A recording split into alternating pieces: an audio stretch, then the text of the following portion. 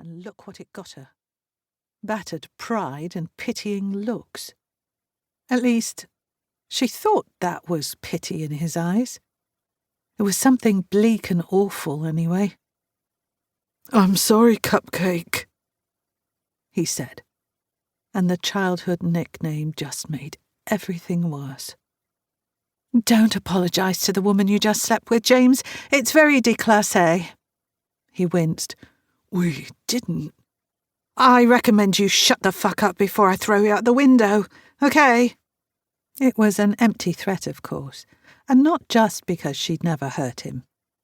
Nina wasn't exactly a lightweight, but he had at least 100 pounds on her. There was no way on God's green earth she could ever throw James fucking Foster out of a window. He knew that, and yet he nodded solemnly and kept quiet.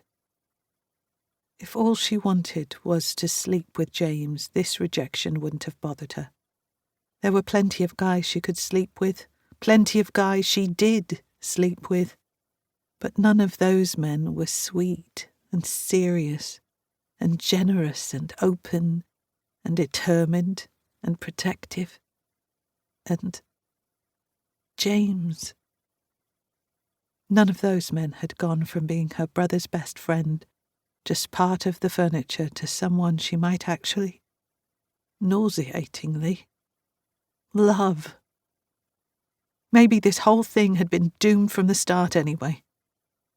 Nina knew very little about love, which was why her reaction to it had been a mortifying attempt at seduction rather than, say, a heart-to-heart. She'd take this romantic failure as a sign, she decided. Clearly, this wasn't meant to be. Her expression grim. She shoved on her boots and patted her pockets, making sure her phone and keys were there. "Don't go," James said. As always, his deep voice held a tone of command which, as always, made her determined to ignore him. "I need to talk to you, Nina. He broke off, which was odd enough to make her pause. James usually spoke like a statesman. He did not hesitate, and he did not stutter. But he recovered quickly, and she was too pissed to wonder about it. "We need to talk," he finished, kind of redundantly. "Don't worry," she gritted out. "I won't tell my brother." He actually flinched at the last word. Then he shut his eyes, ran a hand over his jaw, and sighed. "Oh, shit.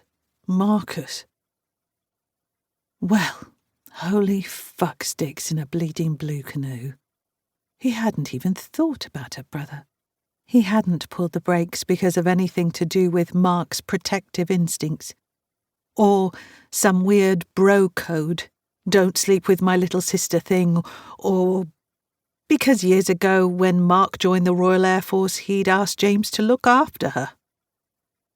James really just straight up didn't want her. At all. Great. She strode out of the room. Nina! Sweetheart, you're so fucking wet. Let me taste you. I need to taste you." She pushed the painfully fresh memory, the lie, away and practically ran through the flat. He followed her, of course. He never let her disappear when she was upset. He was way too fucking nice for that. God, she hated nice. She wrenched open James's front door, then turned to face him. The sight of him was like a slap. Somehow, despite the fact that his actions had made her all cold and hard inside, he didn't look different at all. He was still gorgeous, with his gentle eyes and strong jaw and full lips. God, those lips! And his soft, bear-like bulk that she just wanted to sink into. But wouldn't. Ever again.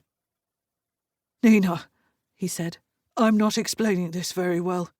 I'm sorry."